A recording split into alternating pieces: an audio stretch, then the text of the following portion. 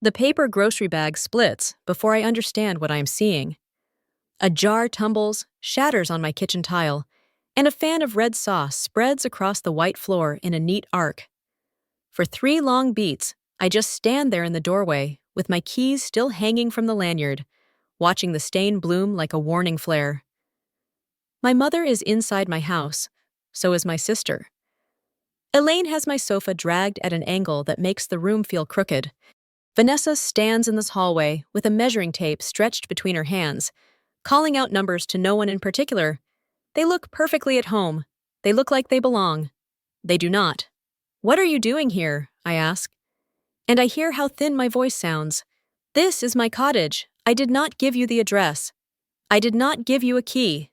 Vanessa startles, then pastes on the kind of sympathetic smile she uses when she wants a discount. "You are home early," she says, as if that is the odd part. "We were just seeing how to make the rooms work." Her eyes flick toward the smallest bedroom. She calls it the office. She does not ask what I call it. Elaine bends over my armchair and plumps a pillow that never needed plumping. "You told me you were working late, Clara. We wanted to surprise you. You will not even notice we were here once we finish." The memory lands with a dull thud. Last week, the first time I let her see the house, she asked to use the bathroom. Her purse sat open on my console table while she walked down the hall. I told myself not to be suspicious. I told myself to be a good daughter. It was easier to pretend I had not noticed the way her hand lingered over my keys when she came back. "You made a copy," I say. "You took my keys without asking and had a copy made." "Do not be dramatic," Elaine says, the way she always says it when I am right. "We are family. A spare key is common sense. Vanessa has the children. They need space. Your house has more than you can use. It is a 3-bedroom craftsman near Green Lake. A sun-struck place with creaky floors and a narrow porch that smells like cedar when it rains. I worked late nights and boring weekends and said no to every vacation for 5 years. To make the down payment real, I signed the closing documents yesterday. No one else did. I cross the kitchen, stepping around the red streaks, and stop an arm's length from Vanessa. I hold out my hand. "The key," I say, "now." Her fingers close around the metal and hold for a second too long. Then she lets go. The teeth bite my palm. "You cannot seriously plan to live here alone," she says, voice soft with practiced concern. "You do not even like yard work. The boys need separate rooms. Ellie needs the one with the big window. We already picked paint. Your housing situation is not my problem," I say, and I surprise myself with how steady it sounds. I do not raise my voice. I do not explain. Elaine presses a hand to her chest. "After everything we have done for you, we paid for so much, we sacrificed so much. Family helps family. That is how we do it." I think of college in their basement, rent checks written to my parents, while Vanessa's apartment across town stayed rent-free. I think of birthdays that came with practical gifts for me and bounce houses for her. I think of the way the word family has always meant give for me and take for them. "You have 2 minutes to leave," I say. After that, I call the police. I point to the door. My hand does not shake. Elaine's mouth pinches. Vanessa lets out a short laugh that does not reach her eyes. "You would not dare." 1 minute, 50 seconds, I say. They go. Elaine slams the door hard enough to rattle the panes, then rattles them again from the porch, as if she can shake me loose. I slide the deadbolt. The solid click lands in my chest like a promise. I set the broken glass in a dustpan and carry it to the trash. The sauce on the floor has already started to dry at the edges, and it takes effort to lift it. I scrub until the tile shines again, until the kitchen smells like soap instead of tomatoes, until the muscles in my arms stop buzzing. Then I stand in the quiet and listen to my house breathe around me. This place is mine. This life is mine. The pattern stops here. The phone rings before the kitchen floor is even dry. My father's name fills the screen in bold letters, and for a second I think about letting it go to voicemail. But I swipe to answer, still holding the damp rag in my hand. "What the hell do you think you're doing, Clara?" he booms before I can speak. "Your mother is in tears. Do you have any idea how selfish you look right now?" The word selfish lands like a stone in my stomach. I grip the counter for balance. They broke into my house, I say, my voice sharp. They copied my key. He laughs like I'm a child making things up. That's your mother. She doesn't need permission to visit her own daughter. She was planning to help Clara. Always with the drama. I hang up without answering, fingers trembling. A notification pings before I can even set the phone down. It's Facebook. Vanessa tagged me in a post. Against my better judgment, I open it. The image is 3 weeks old, before I even signed the closing papers. Her 3 kids are crammed on a twin bed, pouting dramatically. The caption reads, "Finally moving into a bigger place soon. Blessed. Family first." My breath stalls in my throat. The comments are worse. Which bedroom does Ellie get? One friend asks. The blue one with the bay window, Vanessa replies. Another asks about the boys. They'll share across the hall, she answers. Then my mother chimes in. The third will stay a guest room for Aunt Margaret. I drop my phone onto the counter. A hot splash of coffee spills across my bare feet, but I barely feel the burn. They were planning this 3 weeks ago. They knew. Before the ink on my mortgage even dried, they had already divided my house. I stagger into the bathroom, gripping the cool edge of the sink. My reflection looks pale and unfamiliar. They never intended to ask. This wasn't spontaneous. This was plotted. The next ping is worse. A text chain I wasn't meant to see, sent by mistake. Dad, don't worry about Clara's tantrum. Mom, she'll give in once you're settled. Vanessa, she always does. The phone slips from my hand onto the tile. 3 words blur together through the fog in my vision. She always does. The story of my life, written in a careless family group chat. The following evening, a new text arrives. Family dinner. Tomorrow at 7. Mom's making pot roast. We need to talk about a solution. Every nerve in my body screams no, but there's still that traitorous part of me that hopes for a scrap of recognition, hopes for someone to treat me as more than an afterthought. I stare at the screen for a long time before typing back. I'll come.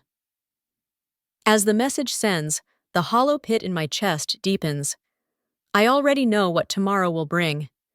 Another ambush, another demand, another attempt to fold me back into their pattern. But something inside me has shifted since I found them in my house. I'm no longer sure they can bend me the way they once did. Tomorrow will tell. The smell of pot roast hits me before I even cross the threshold of my parents' house. For most people, that scent might mean comfort. For me, it feels like bait. The dining room glows with the warm light of the chandelier. Mom's best china spread across the table like it's a holiday. But the seating tells the truth. Dad, Mom, and Vanessa sit shoulder to shoulder on one side, a united front. An empty chair waits for me on the other, the distance between us as sharp as a drawn line.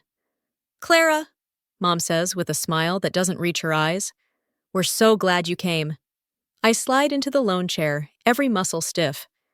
Before I can reach for the water glass, Dad pushes a manila folder across the table. We've been working on a solution, he says, his voice clipped like he's delivering news at a board meeting. Inside the folder are printouts of 5-bedroom homes, each circled in red marker. Notes scribbled in the margins. Perfect backyard for the kids. Close to school. Huge playroom. My pulse roars in my ears. These are lovely, I manage, forcing calm into my voice. For Vanessa and Brian. Dad clears his throat. For all of you. Together. Mom chimes in, swirling her iced tea with deliberate casualness. We've already spoken with your bank. They said transferring your mortgage to one of these properties is very simple. The difference in price is manageable if everyone contributes. My mouth goes dry.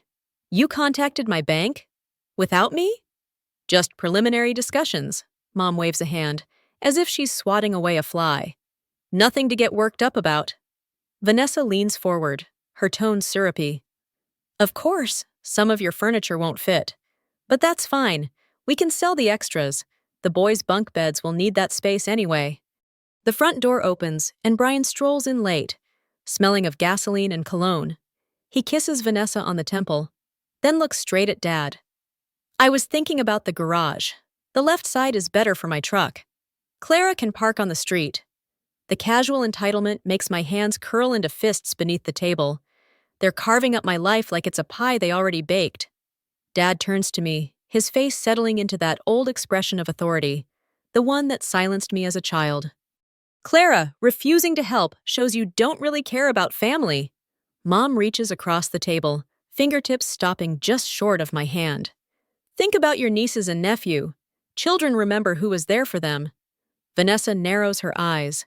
What will people think when they learn you kept all this space for yourself while your own family struggles? The air presses against my chest, familiar, suffocating. The same script every time: pressure, guilt, surrender. The weight of obligation has bent me my entire life, but not tonight. I stand, laying my napkin carefully beside my untouched plate. My chair scrapes against the hardwood, loud in the silence. Watch me not help, I say, my voice steady, each word sharp as glass. Gasps ripple around the table. Vanessa's jaw drops. Dad rises half out of his chair. Mom's face tightens into outrage. But I'm already walking toward the door, their shouts tumbling after me. Sit back down. Be reasonable. Don't make a scene. I don't turn around. I don't apologize. For the first time in my life, I leave the table on my own terms. The fallout begins the very next morning. I wake to 32 notifications buzzing across my phone. At first, I think it's work emails. Then I see the names: neighbors, old church friends, even my former piano teacher. My chest tightens. I open Facebook and nearly drop the phone. There's a photo of my house, the front porch lit by the early sun. The caption reads, "Heartbreaking when family turns cold." Clara has all this space, yet her sister's children sleep in one room. Family first. Unless selfishness wins. Signed by my mother. The comments pour in like poison. I raised 4 kids in half that size. How can she be so heartless? Praying her heart softens. Each one chips at the thin armor I built the night before. By noon, Pastor Green is on my front porch, Bible tucked under his arm. "Clara Whitmore," he calls. "I've known you since you were in Sunday school. Your family is concerned. Let me in and let's talk." I press my back against the door. "I didn't ask for spiritual guidance," I say, my voice firmer than I expect. "Please respect my privacy." He sighs, heavy and theatrical. "I'll pray for your heart to open." Then his footsteps retreat down my walkway, leaving me trembling with equal parts fury and fear. When I check my mailbox later, my mortgage statement is missing. Alarm bells shriek inside me. I call the bank, only to hear words that steal my breath. "We've been sending your mail to the address on file." Your parents called and requested an update for safekeeping. I grip the phone until my knuckles ache. Safekeeping. They've nearly rerouted my entire financial life without my knowledge. 2 days later, an email from my homeowners association arrives. A formal complaint, alleged commercial activity at my address. My parents again. I work from home, occasionally coding late into the night. But there is no business here. Still, I am forced to submit proof, paperwork, explanations. Their meddling stains every corner of my life. I lie awake at night cataloging possible vulnerabilities. Mail, bank, workplace, reputation. Each new violation is like a stone added to the weight pressing on my chest. But something else stirs beneath the fear. Determination. I start documenting everything. Screenshots of social media posts, copies of false HOA complaints, even the audio file of my father shouting that I am tearing the family apart. I set up new forwarding addresses for mail. I change every password, add 2-factor authentication, and then one small act of solidarity. On my desk at work, wrapped in brown paper, sits a loaf of bread. A note tucked beneath the twine reads, "Not everyone thinks you're wrong. Some of us wish we'd drawn boundaries sooner." Marcy! I clutch the bread against my chest, tears springing to my eyes. For the first time in weeks, I don't feel completely alone. But the war has only begun. That evening, I pull into my driveway and freeze. Vanessa's SUV is parked out front. Through the window, I see shadows moving inside my house. The violation is no longer digital. They are here. Again. And this time, something sharp and cold unfurls in me. I am not afraid anymore.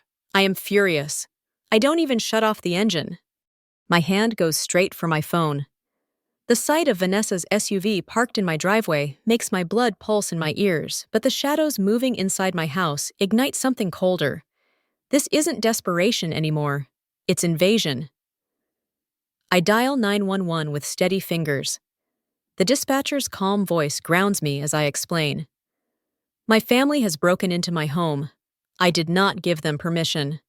From the car, I watch through my front window as silhouettes move across my living room. Vanessa pulls the curtain back for a moment, and her eyes widen when she sees me sitting in the driveway. A beat later, the front door opens. Mom storms onto the porch, her voice carrying across the street.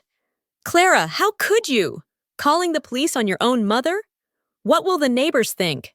Her words are calculated for the audience already gathering. Curtains twitch open. A neighbor steps onto their porch. And there it is again, the weapon they've used my whole life. Shame. But this time, I don't flinch. The patrol car pulls up, lights flashing blue against the twilight. The officer steps out, hand resting near his belt. "Evening, ma'am. Can you tell me who is supposed to be in the residence?" "Only me," I say, showing him my ID, and then swiping open the camera app. I hold out my phone. Footage rolls of Vanessa using a spare key to let them in, Mom rearranging my sofa as if she lives there. The officer's expression hardens. Turning to my mother and sister, he asks, "Did she give you permission to enter?" Vanessa's voice cracks as she says, "We were just visiting. We're family." "With what key?" I cut in, lifting my phone higher so the camera footage fills the air between us. For a long moment, no one speaks. Then the officer warns them clearly. Another incident like this, and they'll be charged with trespassing. He escorts them off my porch while neighbors whisper from across lawns. Vanessa tries one last performance, clutching her purse to her chest. "She's throwing us out on the street," she sobs. "My children deserve better." I meet her eyes, my voice calm. "Your housing situation is not my problem." The officer nods at me before driving away. Their SUV pulls out seconds later, taillights fading into the dark. For the first time in weeks, silence settles over my house like a blanket. Inside, I lean against the door as the deadbolt slides home. The steady click reverberates through my chest. I realize then what's changed. I'm no longer afraid of disappointing them. I'm afraid of losing myself if I don't fight back. The next morning, I meet Mark at a coffee shop downtown. He was my roommate in college, now a family lawyer with a reputation for being relentless. He scans the footage I've sent him, shaking his head. "They're counting on your guilt, Clara," he says. "They've weaponized it your whole life." He pulls a folder from his briefcase. "We'll draft a cease and desist letter. They ignore it, we escalate legally. But you need to be prepared. Once you set this line, there's no going back." I sip my coffee, feeling its heat burn down my throat. No going back. The phrase doesn't frighten me. It feels like freedom. That night I gather everything. Screenshots, voicemail recordings, HOA letters, even the Facebook post where Vanessa divided my bedrooms. I spread them across the dining table, my evidence laid out like puzzle pieces. For the first time in my life, I see the picture clearly. Not the story they told me about family loyalty, but the truth: manipulation, entitlement, control. As I slide the last document into a folder, a quiet certainty anchors in my chest. I will not bend this time. Not to guilt, not to threats, not to shame. The pattern ends here. The cease and desist letter is barely a week old when the next strike lands. It happens on a Tuesday morning, halfway through my second cup of coffee at work. Marcy from accounting appears at my cubicle, her eyes wide, her voice pitched low. "Clara, your parents are in the lobby. They told reception it's an emergency." My stomach drops. I rush out and find them near the front desk. Mom clutches a tissue to her cheek, dabbing at dry eyes. Dad's arm is wrapped around her, his voice booming through the polished glass space. Her sister's been in an accident. We need Clara immediately. For a split second, panic claws at my chest. But then my phone buzzes. A text from Vanessa. School lunch options are terrible this week. The timestamp is 2 minutes ago. I lift the phone so they can see. Vanessa seems fine to me. The tissue falls from Mom's hand. Dad's jaw twitches. Around us, coworkers whisper.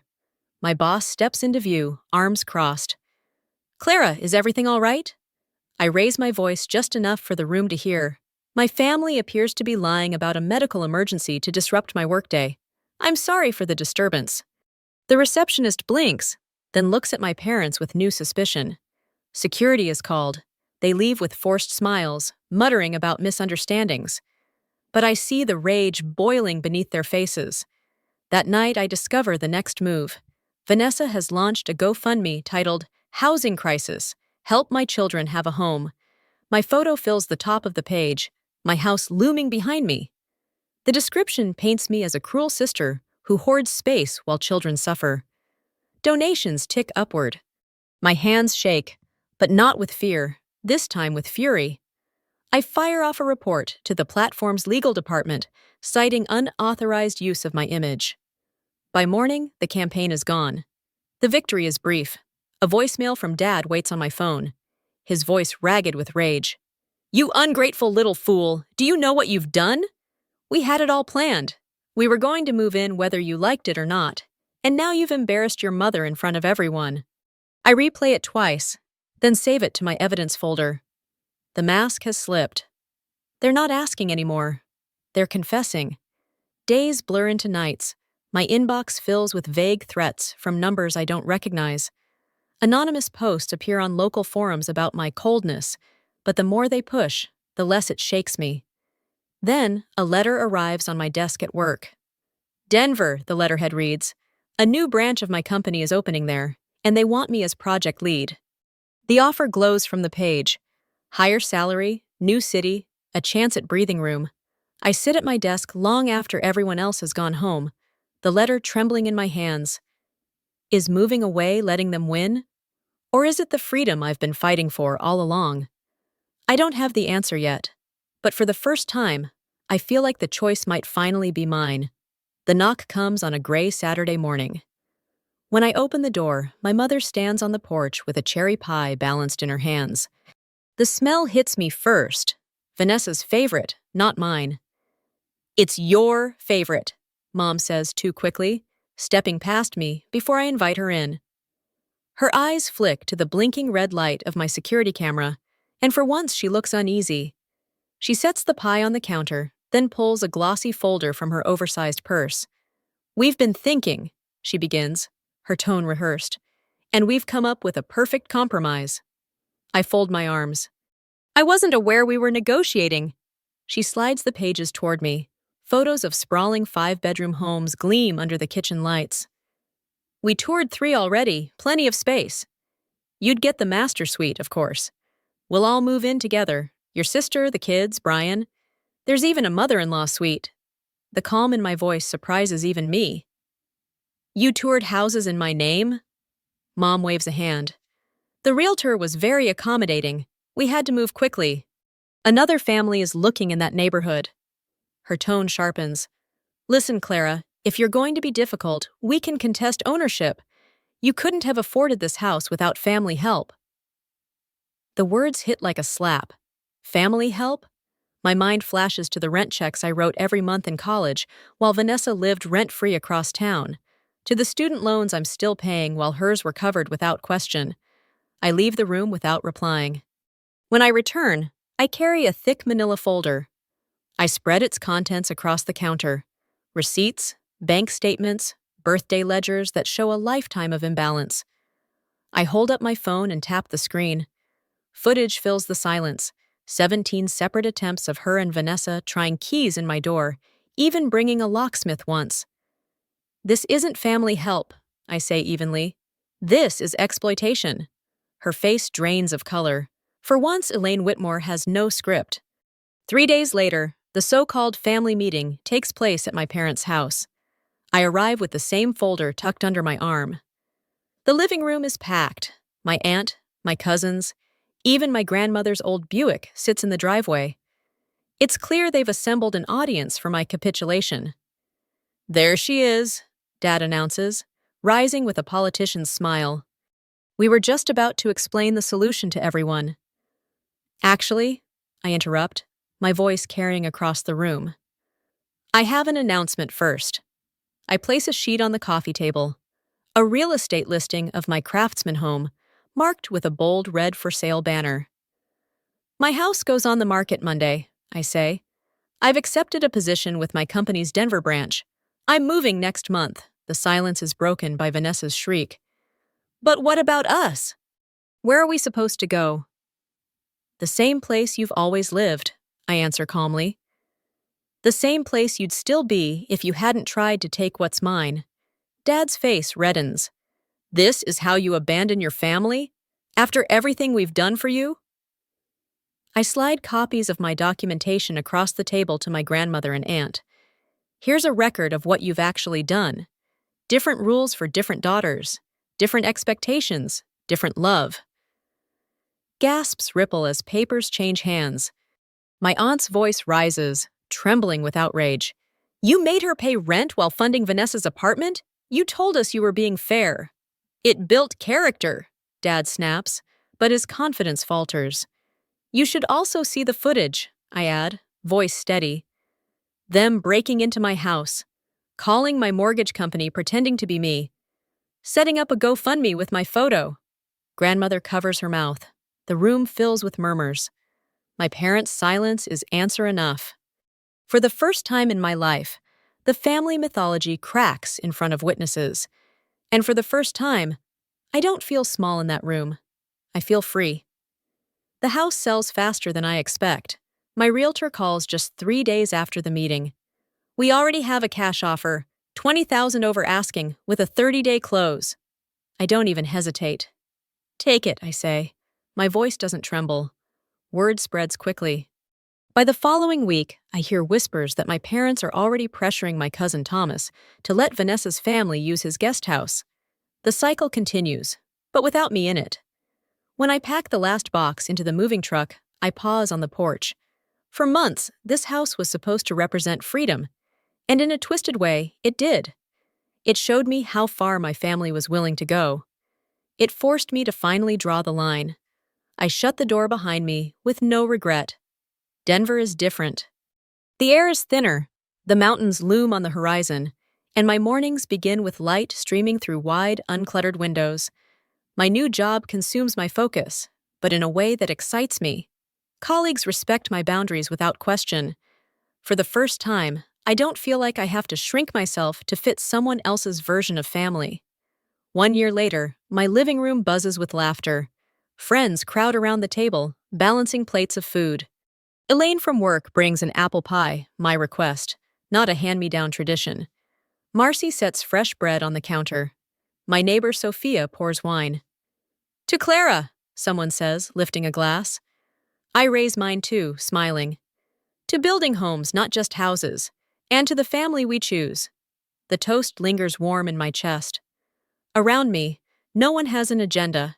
No one is calculating what they can take. They are here because they want to be, not because obligation demands it. Later, after the last dish is washed and the laughter fades into memory, I walk into my garden. Rows of basil, thyme, and marigolds catch the moonlight. The scent rises like a promise. This space is mine. My choices, my hands, my future. My phone buzzes once on the kitchen counter. A number I recognize, but I let it go to voicemail. For the first time, the thought of missing their words doesn't fill me with guilt. It fills me with peace. I've learned something in the wreckage of all this. Family is not defined by blood or by obligation. True family is chosen, built from respect and trust. You cannot negotiate love out of guilt, and you cannot build belonging on theft. The pattern ends where I drew the line, and in that ending, I found a beginning.